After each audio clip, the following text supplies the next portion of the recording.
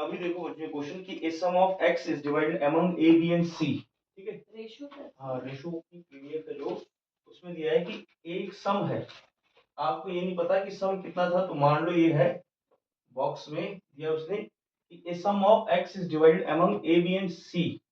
तीन लोगों में बट रहा है। कौन कौन है? ए बी और सी। सच दैट, अब देखो ये इसको बैलेंस करना पड़ेगा रेशो को, है ना। Question number 2। अब इसने कहा है कि इसमें पता है जो आपका रेशो है वो बोल रहा है कि ए और बी का रेशो कितना है? 7 और 12। और बी और सी का कितना दिया है? बी एंड सी का रेशो दिया है 8:5। अब इसमें बैलेंसिंग ऑफ रेशो लगाना है। बैलेंसिंग ऑफ रेशो लगा के आपके पास ए बी और सी की वैल्यू आ जाएगी। लगाओ इसको, बैलेंस करो इसको। कल समझाया था ना आपको, ए रेशो बी रेशो सी कैसे निकलेगा। ये सी है, एल नहीं है। ए की वैल्यू 7, बी की वैल्यू 12। बी की वैल्यू दोबारा आ गई तो कहाँ लिखते थे? इसके नीचे। सी की वैल्यू 5। यहाँ पे कौन आगे आएगा? 12। यहाँ पे आएगा 8। अब मैंने कल आपको समझाया था, सामने देखो इसमें ना, इस रो में इधर और इधर अगर आपका कोई नंबर कट रहा है काट सकते हो उसको। 4 से कट रहा है नहीं सर, बीच में 4 से कट रहा है। 4 तिया 12, 4 तिया 12, 4 दूनी 8, काट सकते हो उसको। अब देखो अब कट रहा है किसी से नहीं। 7, 7 दूनी 14, 8 तिया 24, 5 तिया 15। अब मैं लिख सकता हूँ कि जो आपका ये रुपीस है ना, एक्स सम है, ये 14, 24 और 15 में डिवाइड है। ये 8 क्यों नहीं काटा सर? काट सकते या 8 काटो, 12 कटवा तो की। अच्छा, अगर 8 काटा तो 2 आता है यहाँ पे, 12 दूनी 24, 24 ही बनेगा।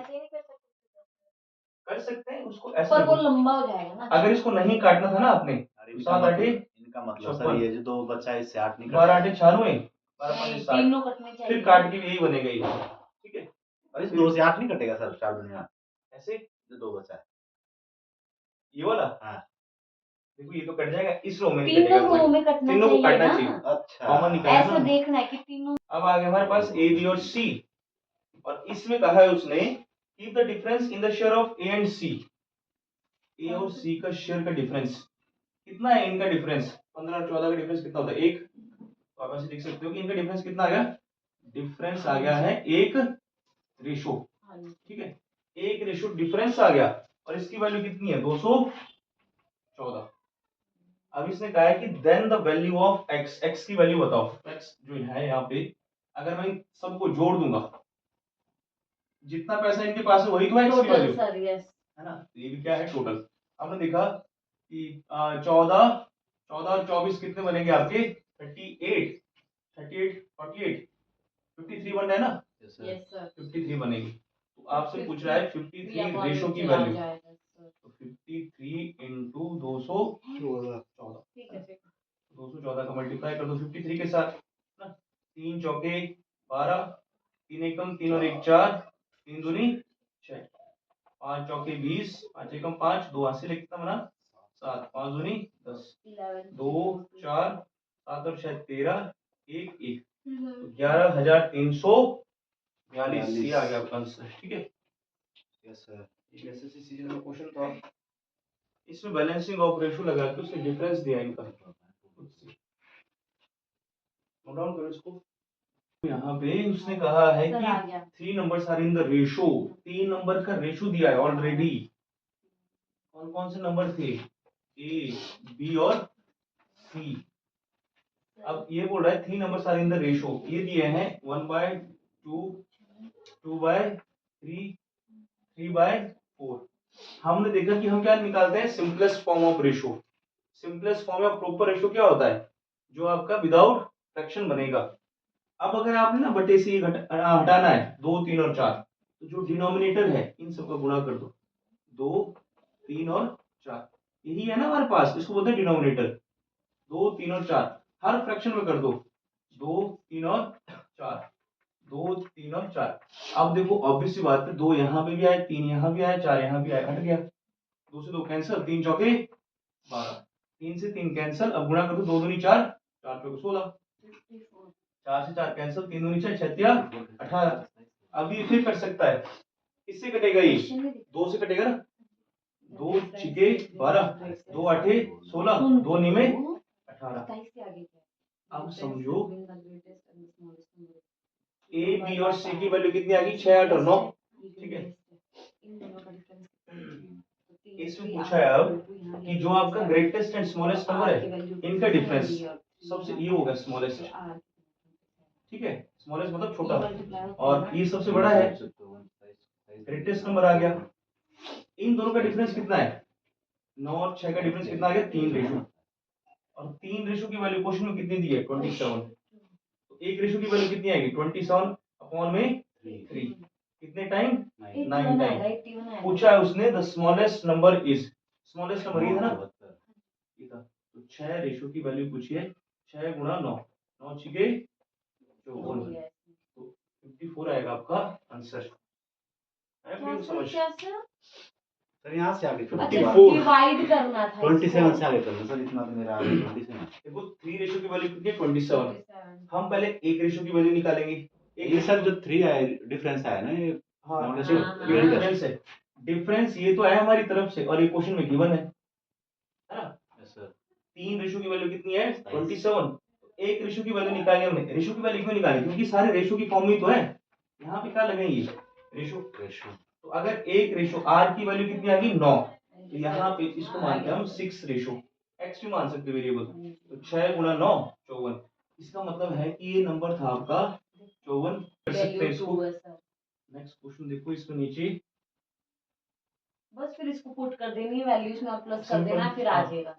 तो एक बार थोड़ा बेसिक देखो इसका। इफ 4/p जिनको नहीं है समझ is equal to 3 upon q and 2 upon r। 2 upon r।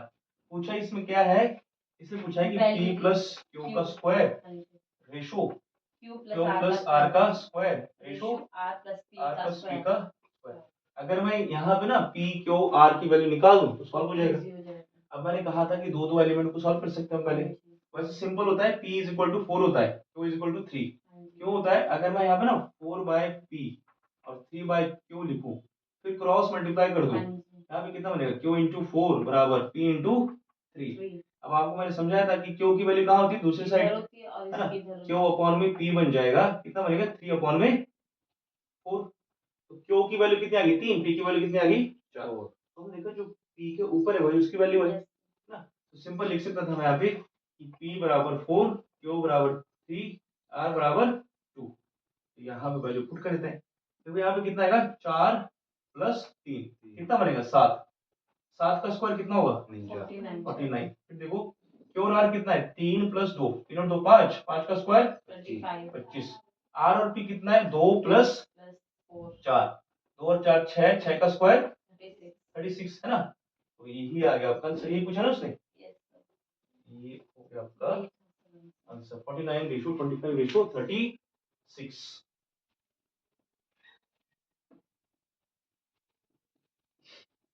ये भी सर ऐसे ही है। हाँ, उसमें बैलेंसिंग ऑफ रेशो लगाओगे पहले तो ए बी और सी की इंडिविजुअल वैल्यू मिल जाएगी आपको, है ना।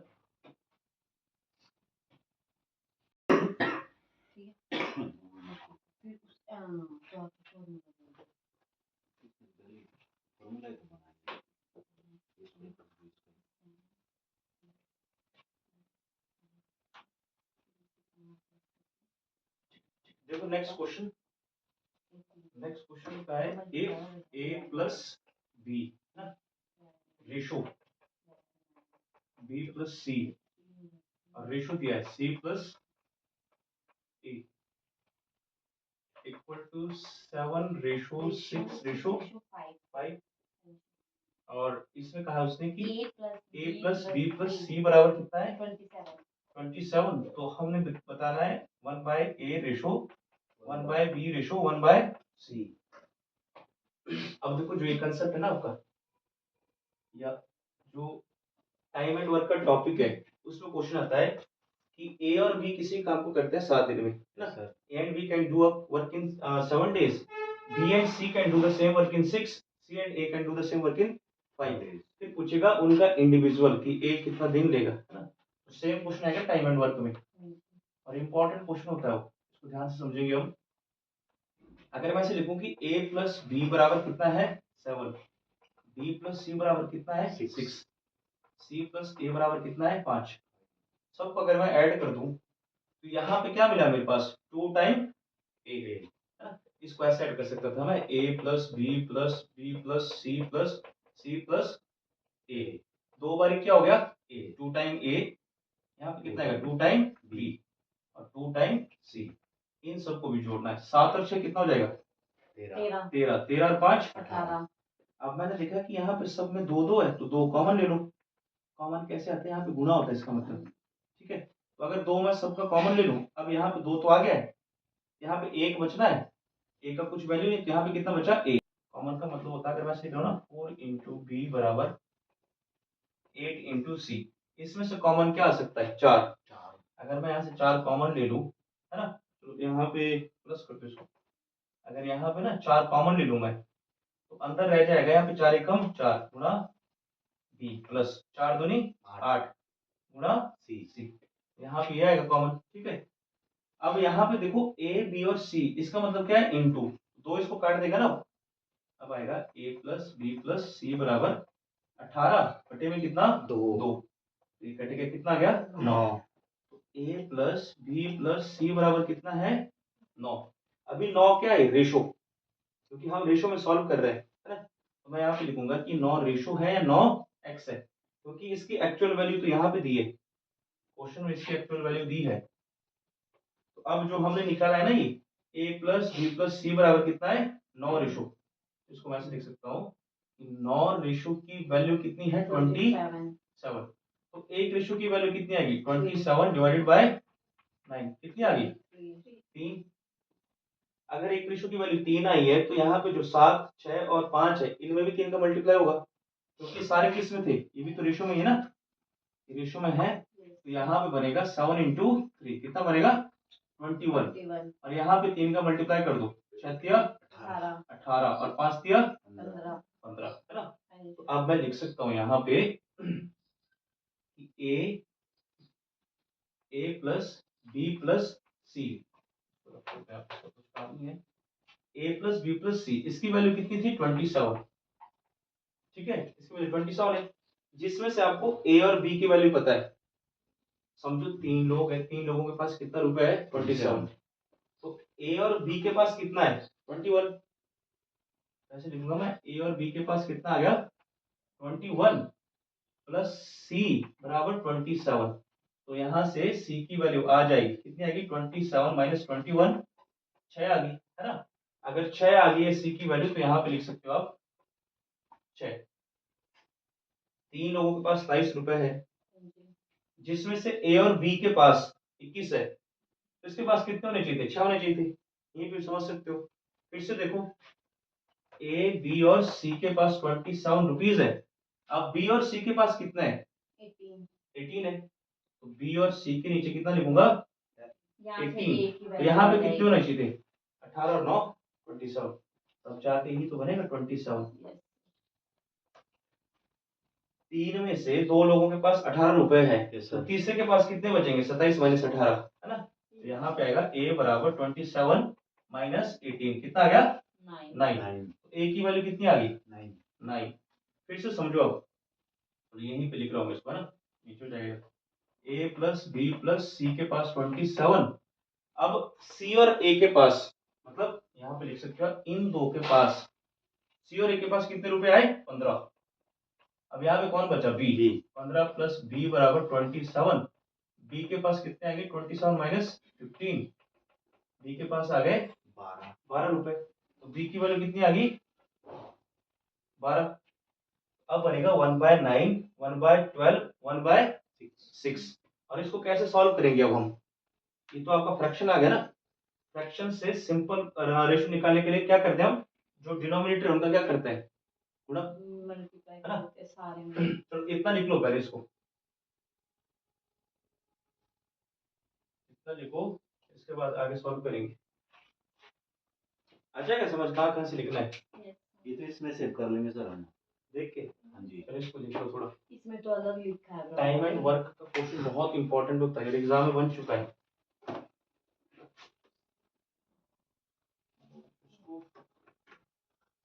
और ये उसका मेंस का क्वेश्चन है टियर 2 का, थोड़ा लेवल तो बढ़ेगा। ब्राउन भाई का भी यूपीएससी का उसके लिए करना सर। ए और बी 7, बी और सी 6, सी और ए 5, सबको जोड़ दिया, सारे 2 बार ही आ गए, 2a 2b 2c, यहाँ पे जोड़ के 18 आ गया।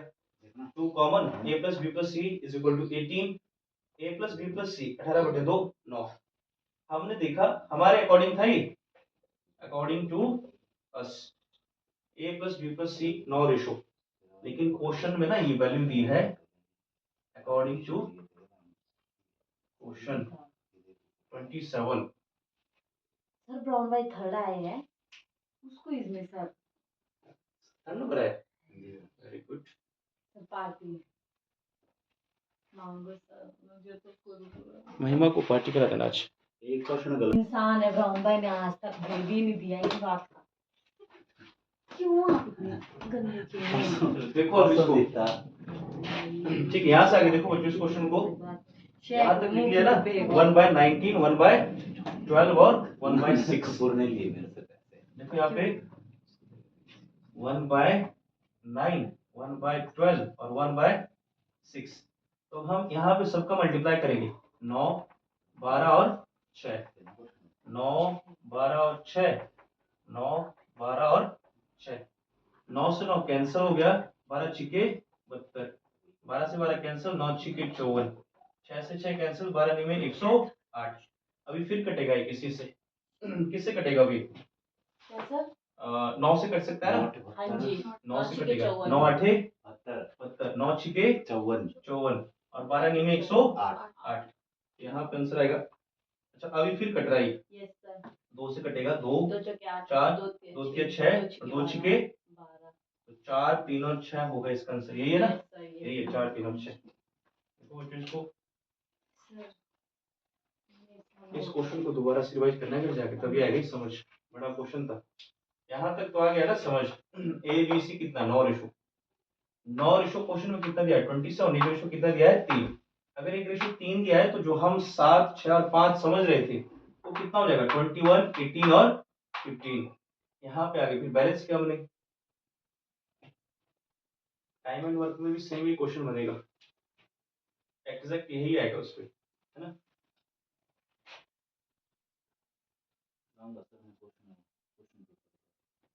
कितने क्वेश्चन थे उस पे रीजनिंग के? 5 रीजनिंग के, मैथ्स के 5। वो तो सर मेरा एक ही क्वेश्चन लगा 10 में से। फिर तो उस पे प्रॉपर प्योर उस पे बेस्ड है जीएस, जिसका हाँ वो जी। अच्छा है वही स्कोर करेगा। वही करेगा सर। नहीं सर, जो दूसरे बच्चे थे ना उन्होंने रीजनिंग में किया स्कोर, मेरे से 10 क्वेश्चन में से एक क्वेश्चन हुआ मेरा सही, रीजनिंग के 10 में से। सर मैं तो रीजनिंग के तो मैं वो भी ऐसा है, वो भी सीक्वेंस वाला क्वेश्चन था सर, जो यहाँ करवा रखा था। हाँ उसके बाद करवाया सर, आपको पहले करवा देना चाहिए था। नहीं करवाया था सर आपने यहाँ, दो नंबर फिर भी आपका गलत हुआ। वो तो मैंने सही किया। वही क्या है एक वो साथ सर जी ऐसे बोलते हैं कि निष्कर्ष निकाल लो कि फलाना इसमें से ये है। क्या? सिलॉक्स होते हैं, सिलॉक्स। हाँ वो थे, वही थे सारे सारे क्वेश्चन। कुछ ए बी है, हाँ ऐसे करके होता है, कोई करा नहीं दो। मैं भी देखूंगी आज क्वेश्चन। तेरे पास है। अभी एक क्वेश्चन और देखो जो, इसको करो सॉल्व। नेक्स्ट क्वेश्चन इसके नीचे है ना, ये भी टियर 2 का क्वेश्चन है। If A ratio B ratio C, A upon में बी, बी अपॉन में सी और सी अपॉन में ए, तो पहले हम इसको क्या करेंगे, सॉल्व करेंगे, है ना। सबका गुणा कर दो, 1/4, 1/3, 1/2। अब यहाँ पे ना 4 3 और 2 का मल्टीप्लाई करना है। अब यहाँ पे एक स्टेप और कम कर सकते थे आप, आपको पता है अगर 4 3 और 2 का गुणा कर रहे हो तो 4 का गुणा करने की जरूरत है ही नहीं, सीधा कर दो, 3 दूनी 6, है ना। अब यहाँ पे किसका गुणा करने की जरूरत नहीं थी, 3 की, 4 दूनी 8, सेम वही केस इस पे हाथ रखो, 4 तिया 12, 4 से 4 कैंसिल, 3 दूनी 6, 3 से 3 कैंसिल, 4 दूनी 8, 2 से 2 कैंसिल, 4 तिया 12, फिर कटेगा भी, किससे कटेगा 2 से, 2 तिया 6, 2 चौके 8, 2 छिके 12, इधर बन गया रेशो 3 4 और 6। अब ए की वैल्यू कितनी है 3, बी की वैल्यू है 4, बी की वैल्यू कितनी आई 4, सी की वैल्यू कितनी आई 6, सी की वैल्यू 6, ए की वैल्यू कितनी है 3, है ना। अब फिर कटेगा ये, यहाँ से देखो 2 दूनी दूनी 4, 2 तिया 6, 3 दूनी 6, यहाँ बन गया 3/4, 2/3 और 2/1 है ना। अब फिर से कैसे करते हैं इसको, प्रॉपर रेशो बनाना है तो गुणा कर दो, 4 3 और 1, 4 3 और 1, 4 3 और 1, 4 से 4 कैंसिल, 3 तिया 9, 3 से 3 कैंसिल, 2 चौके 8, अब यहाँ पे 2 चौके 8, 8 तिया 24। 24, तो आंसर आएगा आपका 9 8 और 24, सेम एज प्रीवियस क्वेश्चन है ना, 9 8 और 24। इसको बैलेंस किया हमने, गुणा करना है, देखो ये फ्रैक्शन था, फ्रैक्शन से सिंपल फॉर्म 3 4 और 6, इसमें वैल्यू पुट कर दो, फिर से बनेगा फ्रैक्शन फॉर्म, उसको सिंपल फॉर्म में बनाना है।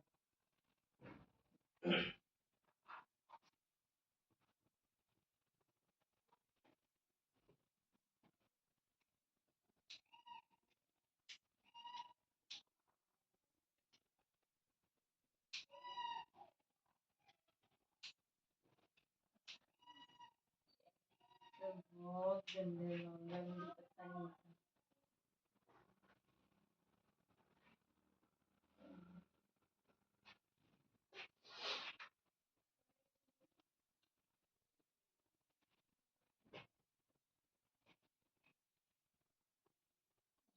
मैं इस चक्कर में था नहीं था, कब आएगा।